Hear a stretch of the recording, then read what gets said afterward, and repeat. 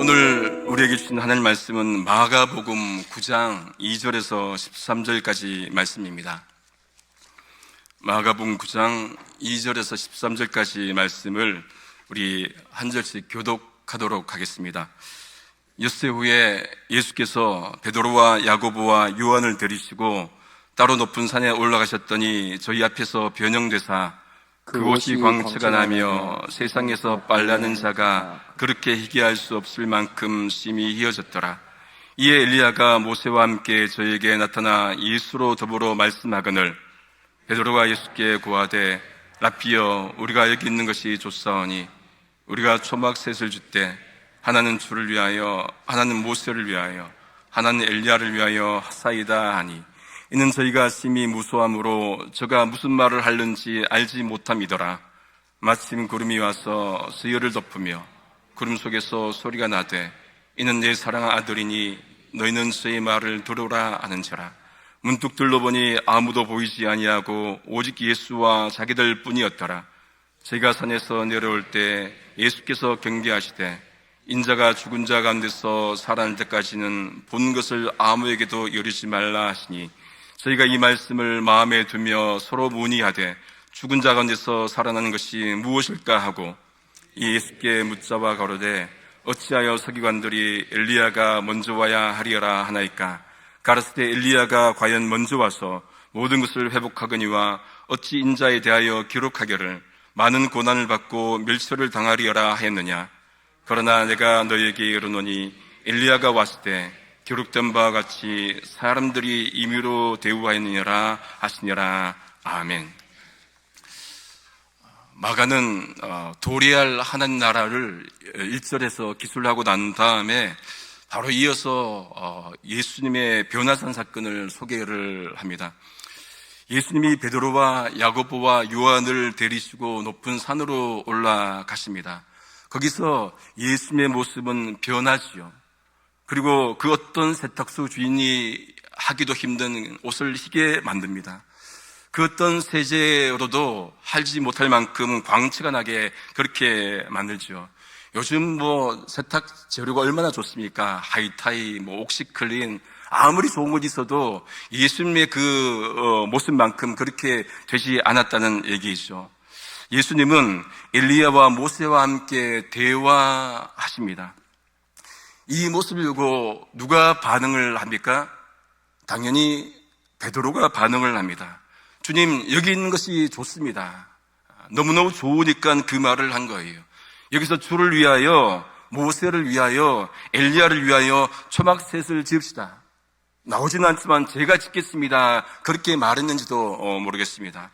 이것은 너무나 황홀한 신비적 체험을 했기에 그냥 툭 튀어나온 말이에요. 영어 성경으로 보면은 6절이 관로로 되어 있는데 번역하면 이렇습니다. 그들이 무서워 베드로가 무슨 말을 해야 될지 몰랐다. 세 번역으로 보면은 베드로는 무슨 말을 해야 좋을지 몰라서 이런 말을 했던 것이다. 제자들이 겁에 질렸기 때문이다. 그렇게 말씀을 하고 있습니다. 이것을 누가복음 9장 33절에서는 이렇게 또 번역을 합니다. 자기가 하는 말을 자기도 알지 못하더라. 자기가 말을 했는데 그 말이 무슨 말인지 몰랐다는 거예요. 베드로 자신이 한 말이지만은 상황에 도취되어서 한 말입니다. 본인이 무슨 말인지 몰라요. 황홀한 체험이나 신비적 경험은 따분하고 무료한 신앙생활을 변화시키기에 충분합니다. 아무리 좋은 신앙을 갖고 있는 성도라 할지라도 어떤 특별한 체험이 없으면은 뭔지 좀 컴플렉스를 느낍니다. 무엇인가 남들이 하지 못하는 특이한 체험을 해야 할 것 같고, 남들이 보지 못하는 신비적인 것을 봐야 할 것 같고, 남들이 말하지 못하는 신묘막측한 말을 해야 할 것 같은 그런 증상이 있는 것이죠. 왜 그런가 하니 보지 못하는 자 가운데 보는 자가 있다면은, 듣지 못하는 자 가운데 듣는 자 있다면은, 말하지 못하는 자 가운데 말하는 자 있다면은 그 사람은 특별해 보입니다. 특출해 보입니다. 하나님이 더 사랑하는 자 같아 보입니다. 신비로운 경험을 폄훼할 생각은 없습니다. 하나님 안에서 하는 소중한 경험, 모든 것들이 소중하지요. 그러나 그 신비에만 사로잡히면은 일상이 망각됩니다. 일상이 낯설게 돼요. 일상에 눈멀게 됩니다. 여러분, 우리가 신비적 경험으로만 사는 것이 아니라 일상의 삶으로 살아갑니다. 일상이 망각되면은 우리는 우리가 하는 말을 모르게 됩니다. 일상이 망각되면은 우리가 무슨 말을 하는지 몰라요. 적어도 우리가 무슨 말을 하는지는 알아야 할 것 아니겠습니까? 한 12여 년 전에 강원도 정선에 있는 강원랜드를 간 적이 있습니다. 가족들과 같이 갔습니다. 그 첩첩산 중에 그런 리조트가 있다는 것도 신기하고, 그 많은 사람들, 호텔이 10,000원이에요. 그 많은 사람들이 스키 타러 오는 것도 신기하고, 그야말로 여기가 좋사오니 그 말이 튀어나오더라고요. 그런데 산은 내려가야 될 곳입니다. 누군가는 그 산이 일상의 삶을 사는 곳이기도 하겠지만은 대부분의 사람에게 있어서 그 산은 잠깐 왔다 가는 휴식처일 뿐이지요. 산에 오르면은 잠시 세상을 잊습니다. 그래서 산은 어떤 의미에서 우리에게 마음의 평안을 주는지도 모르겠습니다. 그 산에 오르면은 생의 고통이 사라지죠. 그런데 거기서 바라본 세상은 왜 평안할까요? 자기도 거기서 금방 올라왔는데 떠나니까 평안해 보입니다. 돌아가면 또 거기도 전쟁터이지 않겠습니까? 다만 산에서 그 삶의 고통이 보이지 않기 때문에 그렇죠. 그 고통이 잊혀지기 때문에 그렇습니다. 그래서 어떤 의미에서 산은 허구를 불러오는지도 모르겠습니다. 그럼에도 다른 한편으로 그 산은 지친 삶에 여유를 줍니다. 산은 어떤 의미에서 삶의 회복을 주죠. 살아갈 힘을 주기도 합니다. 여러분, 한국에 보면은 등산한 사람들이 너무너무 많더라고요. 예전엔 주일 되면은 이 지하철에 등산 가는 사람들이 한 몇십 명씩 맑고 노랗고 파랗고 온갖 옷을 다 입고 장비를 보면은 마치 에베레스트 등산 가시는 분 같아요. 그렇게 좋은 거 장비 가지고, 여기 등산하신 분들은 그냥 평상시 복장 가지고 하는데 한국에는 그렇지 않아요. 얼마나 복장이, 스틱도 좋은 것, 신발도 그런 거 갖고 등산을 합니다. 그리고 갔다 오면 좋은가 봐요. 산에 가서 입고 돌아오니까 그거 좋은 것이겠죠. 우리도 산과 일상을 균형 잡아서 왔다 갔다 하는 것, 이거 필요합니다. 그래서 예일대학교 조신학 교수인 미로슬라브 볼포라는 신학자가 있습니다. 이런 도식을 상승과 회귀로 설명을 했어요. 상승 어센트죠. 회귀 리턴입니다. 상승은 하나님과의 신비적 연합을 이루는 그 시간이고, 회귀는 일상으로 돌아오는 시간이에요. 그래서 상승이 없다면은 하나님으로부터 세상을 변화시킬 수 있는 메시지를 받지 못하고, 회개가 없으면은 일상에 참여하지 못한다, 그렇게 말을 합니다. 여러분, 상승으로 올라가서 신비적 경험도 하고 주님도 만나고 기도도 하고 또 일상으로 돌아와야 되죠. 여러분, 그 상징적 모습이 예수님께서 산에 오르시고 2절에, 그리고 거기서 계속 계시나요? 내려오시죠. 9절에 내려오십니다. 상승과 회귀입니다. 힘겨울 때 신비의 산에 올라야 됩니다. 힘겨울 때 기도의 산에 올라야 됩니다. 기도의 산일 수 있습니다. 기도원이 그래서 산에 있는 이유가 바로 그런 것이겠지요. 기도원이 왜곡된 부분이 많지만은 나쁠 이유는 전혀 없습니다. 잘못된 부분들이 참 많지만은 기도하러 산에 가는 것, 기도원 가는 것, 그건 좋은 거예요. 산상수훈이 시작되는 마태복음 5장 1절은 이렇게 시작합니다. 예수께서 무리를 보시고 산에 올라가 앉으시니, 산에 올라가 앉으셨지요. 제자들이 나옵니다. 입을 열어서 가르치십니다. 그게 5장, 6장, 7장 주옥 같은 산상수훈이에요. 어디서요? 산에서요. 이곳에서 팔복을 가르치십니다. 이곳에서 바리새인처럼 기도하지 마, 세리처럼 기도해, 그러면서 무엇을 가르쳐 주십니까? 주기도문을 가르쳐 주잖아요. 이렇게 기도해, 기도문을 가르쳐 주시는 것도 산입니다. 죽으시기 전날 밤에 어디 가셨습니까? 겟세마네 동산에, 감난산에 있는 겟세마네 동산에 오르셨습니다. 얼굴을 땅에 대시고 기도하셨습니다. 내 아버지여, 만일 할만하시거든 이 잔을 내게서 지나가게 하옵소서. 그러나 나의 원대로 마옵시고 아버지의 원대로 하옵소서. 하나님이자 하나님의 아들인 예수 그리스도께서 산에 오르셔서 처절한 기도를 하셨던 것이지요. 이 기도문 우리가 여러분 주의 깊게 봐야 됩니다. 예수님께서 마지막에 고통당하셨던 그 고통을 인간적인 모습으로 깊이 들여다 봐야 건지는 게 많습니다. 우리도 기도의 산에 올라야 됩니다. 산에 올라서 기도의 산, 우리 교회도 기도의 산이 있잖아요. 언제 있습니까? 산에 올라야만 기도의 산입니까? 목요 중보기도 나오셔서 내일 아침에 10시에 나오셔서 함께 부르짖고 기도하고, 수요예배 때도 함께 기도하고, 말씀 끝날 때 마지막에 함께 찬송하고 기도하려고 합니다. 좀 뜨겁게 부르짖고 기도하는 게 우리가 스스로 기도의 산을 만드는 것 필요하죠. 답답해서 기도의 산 오르는 것도 중요하지만 교회에서 마련한 기도의 산이 있다면 함께 나와서 기도하고 부르짖고 주님께 토해놓는 것, 그게 신비의 산에 오르는 것 아니겠습니까? 그렇게 오르고 내려가는 그 반복 삶 속에 우리 신앙은 성숙해 있을 겁니다.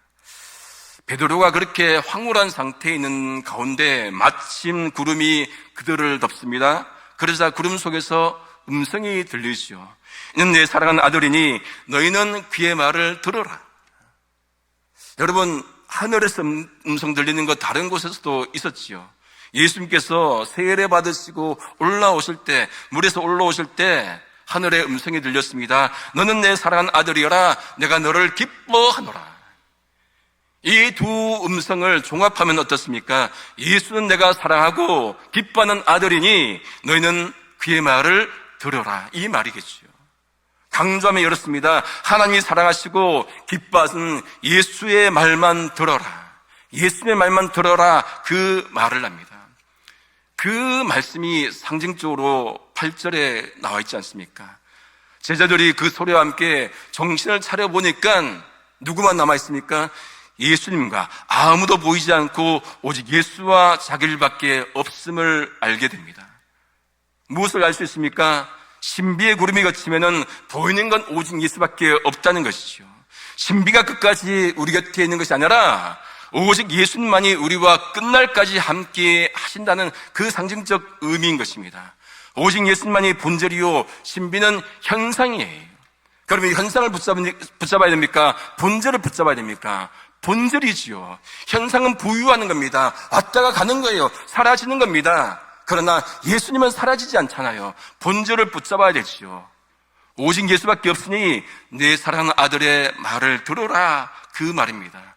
오직 예수님만 바라보아야 됩니다. 오직 예수님의 말씀만 듣고 살아가야 합니다. 먼 길 돌아와도, 방황하고 돌아와도, 헤매고 돌아와도, 하나님 버리고 돌아와도 그래도 여전히 계시는 그분을 붙잡아야 되지요. 아니, 그분만 믿어야 합니다. 예수님이 제자들과 함께 산에서 내려오실 때 제자들에게 산에서 본 것을 아무에게도 말하지 말라고 경고하십니다. 이 말씀은 예수님께서 기적을 많이 베푸시고 난 다음에 하신 말씀과 똑같지 않습니까? 기적을 많이 베푸시고 난 다음에도 아무에게도 말하지 마. 같은 맥락입니다. 무엇을 의미합니까? 기적도 변화산 사건도 주님이 이 땅에 오셔서 이루셔야 할 그 본질의 사건과 맞지 않을 수 있다는 얘기예요. 그것을 희석시킬 수 있으니까 말하지 말라는 그 의미이죠. 예수님의 철저한 자기 제한, 자기 관리입니다. 여기에 단서가 붙습니다. 9절에 보시면은 인자가 죽은 자 가운데서 살아날 때까지, 죽은 자 가운데서 살아날 때까지, 그때까지 말하지 말라는 이야기죠. 그런데 제자들은 그 의미가 무엇인지 몰라요. 죽은 자 가운데서 산다는 그 말이 무슨 뜻인지 몰라요. 예수님이 누군지 모른다는 얘기죠. 따라다니고 함께 동거하고 동락하고 함께 하는 나라를 만들어 간다고 하는데 예수님이 정작 누군지를 몰라요. 베드로는 여러분, 주는 그리스도시요 살아계신 하나님의 아들이다라고 예수님에 대한 완벽한 센텐스를 만든 사람이잖아요. 그 고백으로 그는 엄청난 복을 받습니다. 마태복음 16장 17절에서 19절에 보시면은 예수께서 대답하여 가라사대, 우리 한번 같이 읽겠습니다. 바요나 시모나, 네가 복이 있도다. 이를 내게 알게 하니는 혈육이 아니요 하늘에 계신 내 아버지이시니라. 또 내가 내게 이르노니 너는 베드로라. 내가 이 반석 위에 내 교회를 세우리니 음부의 권세가 이기지 못하리라. 내가 천국 열쇠를 내게 주리니 내가 땅에서 무엇인지 매면 하늘에서도 매일 것이요 내가 땅에서 무엇인지 불면 하늘에서 불리리라 하시고. 여러분, 이보다 더 큰 복이 어디에 있겠습니까? 정말로 반석을 만들어주고 천국 열쇠를 받고 하늘을 움직이는, 땅에서 매면 하늘이 매이고 땅에서 불면 하늘이 불리는 이 천국을 흔드는 그런 능력도 받게 된 게 베드로예요. 그런데 베드로가 정작 주님을 알았습니까? 예수님께서 그때부터 예수님이 예루살렘에 올라가서 장로들과 대제사장들과 서기관들에게 어떻게 해요? 고난받고 십자가에 죽으시고 부활할 것을 말씀을 합니다. 그러자 베드로가 어떻게 반응합니까? 옳습니다. 그렇게 말씀을 합니까? 아니에요. 마태복음 16장 22절에 보시면은 베드로가 예수를 붙들고 개역자개정에 보면은 항변하여 이르되 주여 그리 마옵소서 이 일이 결코 주께 미치지 아니하리이다. 항변하는 거예요. 항변하는 거. 영어로 보면 더합니다. took him aside, 옆으로 데려간 거예요. 피에로가 예수님을 took him aside. 그 다음 뭐 있다고 합니까? 리부크 했어요. 리부크. 비난하고 꾸짖는 거예요. 베드로가 예수님을 꾸짖어요. 요즘 아이들 말로 하면 이렇게 해요. 심하게 얘기하면 예수님 장난합니까 지금? 이런 표현이에요. 자기는 예수님을 따르는 게 왕이 될 걸로 믿고 따랐는데 예수님께서 어떻게 해요? 죽으신다고. 그 말 하니까 아닙니다 예수님, 그럴 수 없습니다. 항변하고 예수님을 옆으로 데려다가 예수님을 꾸짖는 거예요. 이건 예수님을 아는 겁니까? 모르는 겁니까? 그랬더니 예수님께서 베드로에게 뭘 합니까? 사단아 물러가라. 천국 열쇠를 받고 반석이고 하늘을 움직일 수 있는 능력받은 베드로에게 예수님께서 뭘 합니까? 사단아 천국 열쇠 가졌다 하더라도 사단 될 수 있는 거예요. 아무리 좋은 신앙 갖고 있더라도 이단 될 수 있는 거예요. 제 표현으로 쓰면 신앙 좋은 이단입니다. 교회 안에 이런 신앙 좋은 이단들 얼마나 많습니까? 예수님은 아는데 정작 예수님 본질은 몰라요. 예수 교회는 열심히 나오는데 예수님 어떤 분인지 몰라요. 예수님 안다고 할 수 있습니까? 모르는 거예요. 신앙 좋은 이단입니다. 그러니까 예수님께서 뭐랍니까? 네가 하나님의 일을 생각하지 않고 사람의 일을 생각한다. 여러분, 이거 얼마나 심한 말입니까? 하나님의 일이 아니라 사람의 일을 생각한다. 한 자리 하려고 하는 그 마음, 사람의 일인 것이죠. 하나님의 일은 뭡니까? 예수님이 십자가에 죽으시고 부활하는 것, 그게 예수님께서 오신 본질이잖아요. 우리는 예수님께서 십자가에 죽으시고 부활하는 것을 압니다. 베드로와 제자를 몰라요. 그러니까 정말로 그들이 예수님께서 십자가에 죽으실 때 대부분 다 사라졌잖아요. 이 말씀을 보면은 제자들은 주님이 이 땅에 오신 목적을 모르는 것 같습니다. 예수께서 오신 목적은 죽으심과 부활입니다. 이 땅에서 죽으시고 부활하시고 그 본질을 희석하게 만드는 것이 있으니까 말하지 말라. 죽음과 부활을 완성하기 전까지는 말하지 말라. 그렇게 말씀을 하시지요. 제자들이 주님의 고난과 죽음에 대해서 궁금증 가지고 예수님께 질문을 하는데 질문의 내용이 바뀌어 버립니다. 10절을 보십시오. 저희가 이 말씀을 마음에 두며 서로 문의하되 죽은 자가 앉아서 사는 것이 무엇일까 하고 서로 묻는 거예요. 죽은 자가 앉아서 사는 것이 무엇입니까? 물으면은 예수님께 어떻게 질문을 해야 됩니까? 그 말이 무슨 뜻입니까? 물어야 되는 거잖아요. 논리적으로. 그런데 질문이 바뀌어 버립니다. 서기관들이 말을 인용해서 어찌하여 11절에 엘리야가 먼저 와야 한다고 합니까? 이렇게 질문이 바뀌어 버립니다. 요즘 아이들 말로 갑자기 이런 거예요. 그런데 이 질문 의미는 무엇입니까? 메시아가 오기 전에 엘리야가 와야 한다고 하는데 엘리야가 왔습니까? 그 질문이기도 한 것입니다. 그럼 여기서 엘리야는 누구입니까? 예수님은 엘리야가 먼저 와서 모든 것을 회복할 것이라 12절에 말씀을 하셨지요. 엘리야가 왔지만은 사람들이 임의로 함부로 대우했다고 13절에 말씀을 합니다. 예수님의 말씀으로 추측해 보건대 이 엘리야는 예수님 앞서온 세례요한일 가능성이 높지요. 말라기 4장 5절에도 이렇게 말씀을 합니다. 보라, 여호와의 크고 두려운 날이 이르기 전에 내가 선지 엘리야를 너에게 보내리라. 이 말씀에서도 엘리야가 세례요한일 가능성이 높습니다. 실제로 예수님께서 마태복음 11장 14절에 이렇게 말씀합니다. 예수님도 세례요한을 가리켜서 오리라 한 엘리야가 곧 이 사람이다, 그렇게 말씀을 하셨죠. 세례요한인 겁니다. 그러면서 예수님은 성경에 왜 인자가 고난받고 멸시당할 것인지를 이제 되물으십니다. 그 물으신 의도도 예수님 본질을 드러내기 위해서요. 예수님께서 죽으시고 부활하시고 그것이 예수님께서 오신 목적이다, 이 말씀을 하시는 것이죠. 다시금 한번 우리 곰곰이 생각해 보면 좋겠습니다. 변화산 체험을 하고 난 다음에 제자들이 와서 말을 할 때 좋은 말 하겠죠. 나쁜 말 하겠습니까? 그런데 본질에 어긋나니까, 예수님께서 오신 목적과 어긋나니까 말하지 말라고 한 거예요. 그 말하면 예수님께서 인기가 올라가겠죠. 그런데 여러분, 인기와 본질은 한 끗 차이입니다.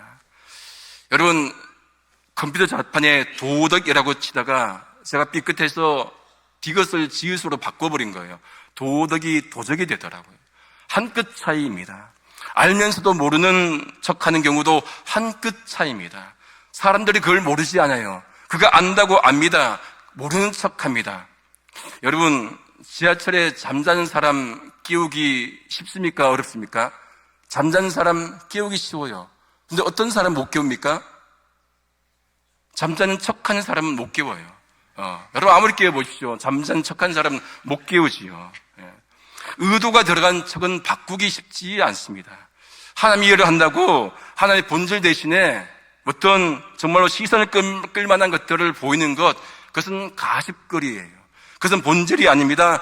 그것은 어떤 의미에서 왜곡된 성성을 보여주는 것이라 할 수가 있습니다. 우리 개혁교회 아버지 누구시죠? 장 칼뱅, 존 칼빈입니다. 존 칼빈이 예수님 외에 외적인 것들을 자꾸 높이면은 그것은 우상 숭배다, 미신이다, 그렇게 말을 하면서 그 외적인 것들을 열거합니다. 그리스도를 십자가에 못 박았던 14개의 못, 구린들이 제비 뽑게 했던 3개의 겉옷, 십자가에 붙여진 2장의 판, 그리스도의 가슴을 찌른 3개의 창, 그가 장사됐을 때 몸을 감싼 약 5장의 암화포, 이런 건 우리 만지고 싶어 하잖아요. 보고 싶어 하지요. 그런데 그런 것들이 예수님의 본질보다 높아져 버리면 우상이라 그렇게 말을 합니다. 실버 아카데미의 강사로 중동에서 오랫동안 활동하셨던 분이 오셔서 2000년 된 동전과 등잔 이런 것들을 보여줬어요. 저도 보니까 너무너무 신기하더라고요. 혹시나 깰까봐 막 이렇게. 그런데 그런 것들을 더 본질보다 높이면은 그게 우상이겠죠. 복음보다 그 어떤 것도 높이는 것, 깔뱅의 목록에 추가될 겁니다. 우상이라고 말이죠. 우리는 어떻습니까? 예수님 본질로 추구하고 있습니까? 아니면 다른 것들로 우리가 예수님을 따르고 있습니까? 내 어떤 야망으로 따르고 있습니까? 내 욕망을 투사시켜서 그것으로 주님을 따르고 있습니까? 그 모든 것들이, 복음 외에 그 모든 것들은 어떤 의미에서 우상이라 할 수가 있는 거예요. 진짜를 찾아야 됩니다. 본질을 붙잡아야 되는 거예요. 말씀을 정리합니다. 인생이 힘들 때 신비의 산에 올라갑시다. 자주 뜨겁게 올라갑시다. 거기서 주님을 만나야 되는 거예요. 시간이 필요합니다. 물리적 시간이 필요해요. 양적 시간이 필요합니다. 가서 무릎 꿇고 기도하고, 가서 통성으로 기도하고, 만나는 시간이 있어야 되는 거예요. 그냥 대충 일상에서 아니고 따로 구별해서 자기 골방이든지 어디든 기도원인지 가서 주님 만나는 그 시간들이 있어야 됩니다. 그래야 주님과 가까이 되는 것 아니겠습니까? 박찬 목사님 아들 다니엘 아시죠? 그렇죠? 다니엘. 예. 제가 너무 친하잖아요. 친한데, 제가 매일 다니엘을 만납니까? 매일 다니엘하고 통화를 합니까? 또 다니엘이 저한테 엄마, 아빠, 박 목사님한테 전화 걸어봐. 전화 한번 넣어봐. 그렇게 말하나요? 일주일에 한 번 만나다 보니까 이렇게 보고 그러다 친해진 거잖아요. 저 사람 또 왔네? 그러다 친해지는 거잖아요. 물리적 시간이 있으니까 친해지는 거예요. 성도가 서로 교제하는 것, 여러분 물리적 시간이 필요한 거예요. 함께 만나서 괜히 밥 먹으러 하는 게 아니고 같이 먹고 마시고 하면서 그러면서 친해지는 것, 이게 교제지요. 더 나아가서 하나님과도 우리가 만나기 위해서는 교제하는 시간이 필요한 거예요. 예배 시간도 필요하지만은 함께 자기의 골방에서 기도하는 것, 기도의 산에 올라야 합니다. 그 속에서 내 모든 것 보여줄 수 있잖아요.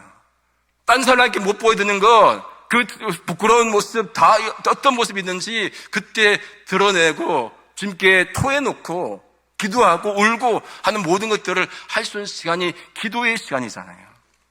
그 기도를 통해서 또 일상으로 돌아와서 정말 또 열심히 일상 삶 가운데 제사장으로 살고 그렇게 왔다 갔다 하는 가운데 주님의 참된 제자일 수 있기를 성부, 성자, 성령이신 삼일체 하나님의 이름으로 소망합니다.